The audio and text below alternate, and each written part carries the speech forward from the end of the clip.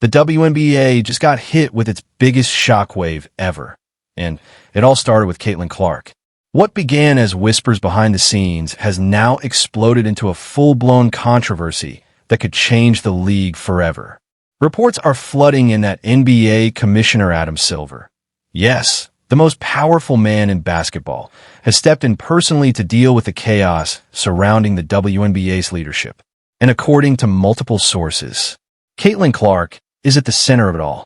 After months of controversy, uneven treatment, and mounting tension between players, fans, and league officials, the situation has reached its breaking point. Caitlin Clark, the rookie who became the face of women's basketball overnight, may have just done the impossible, forced the NBA to take control of the WNBA. Fans are calling it justice. Critics are calling it chaos. And insiders are calling it the end of the WNBA Commissioner's career.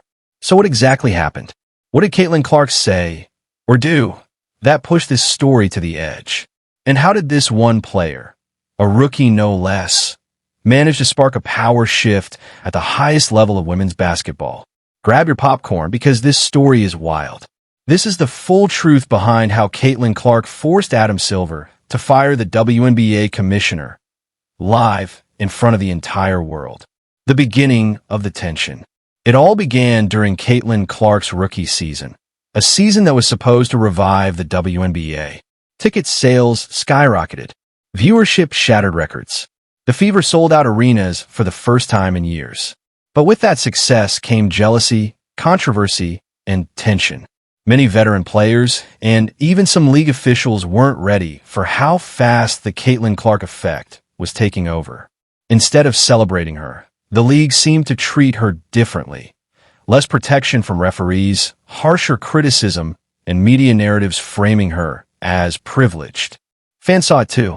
They weren't blind. And that's when the first cracks started to show between Caitlin Clark and the WNBA's leadership, especially under the watch of Commissioner Cathy Engelbert. A storm was building, and nobody realized how massive it would become. The breaking point. The breaking point came during a nationally televised Fever versus Aces game. Caitlin took a hard foul, one that looked brutal in slow motion, and once again, no whistle was blown. Fans erupted online, calling out the referees and demanding the league take action. But instead of supporting their star, the WNBA issued a vague statement about physical play being part of the game. That was it. No protection, no accountability. Clark's fans were furious. The situation snowballed when prominent NBA personalities began speaking up, including Charles Barkley, who said, "If this league can't protect its biggest star, they don't deserve her." That comment hit hard, because suddenly the conversation wasn't about basketball anymore. It was about leadership failure, and it was spreading fast. The fans turned on the WNBA. Caitlin's fan base, millions strong, began demanding answers.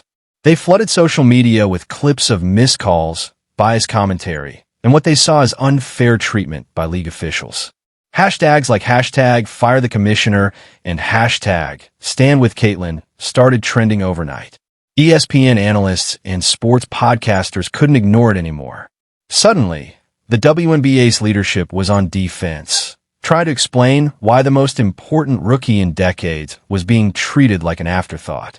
It didn't help that other stars made snide remarks in interviews, subtly shading Caitlin.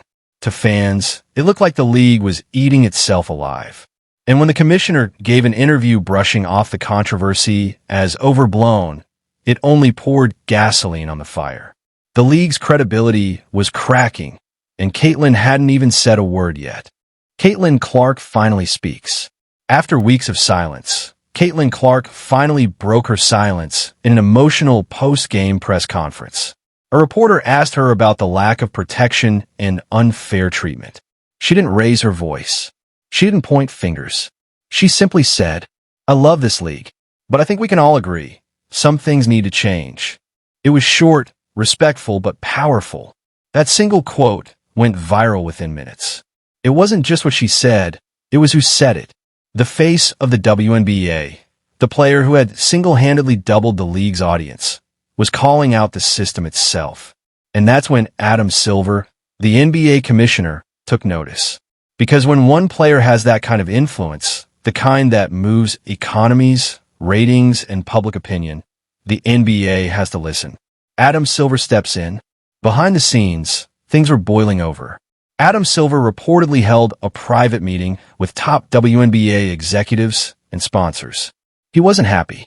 According to sources close to ESPN, Silver expressed frustration over how the WNBA was handling its newfound spotlight, especially with Caitlin Clark leading the charge. He made it clear, if we want women's basketball to grow, this can't be how we treat the player who brought the world's attention. Sponsors threatened to pull funding. Media partners started asking tough questions. The pressure was unbearable. Kathy Engelbert, the WNBA Commissioner, was suddenly in the hot seat, accused of failing to manage the league's biggest opportunity in decades. And Adam Silver? He was ready to make a move that would send shockwaves through the sports world. The live TV meltdown. It all came to a head during a live WNBA press event broadcast nationally. Commissioner Engelbert was asked about Caitlin Clark and the controversy. Her response stunned everyone. She said, "The aftermath. With the commissioner gone, everything changed overnight. The league suddenly ramped up its marketing, fair officiating became a talking point, and broadcast deals expanded. Caitlin Clark's name was everywhere, billboards, commercials, late-night talk shows. But more importantly, the league began to shift its tone. Players who had once dismissed her started speaking more respectfully. The WNBA had learned a hard lesson. Disrespect the player who carries your brand, and you'll lose everything."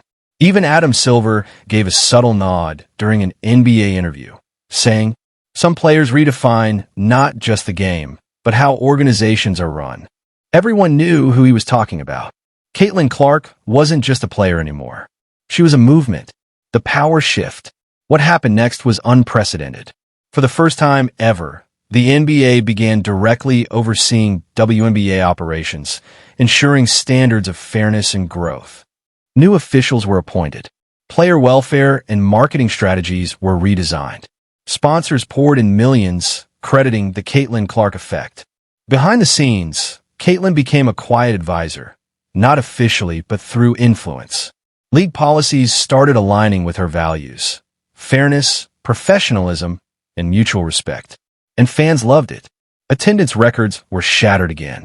Viewership soared past previous highs. The message was clear. When you put players first, the game thrives.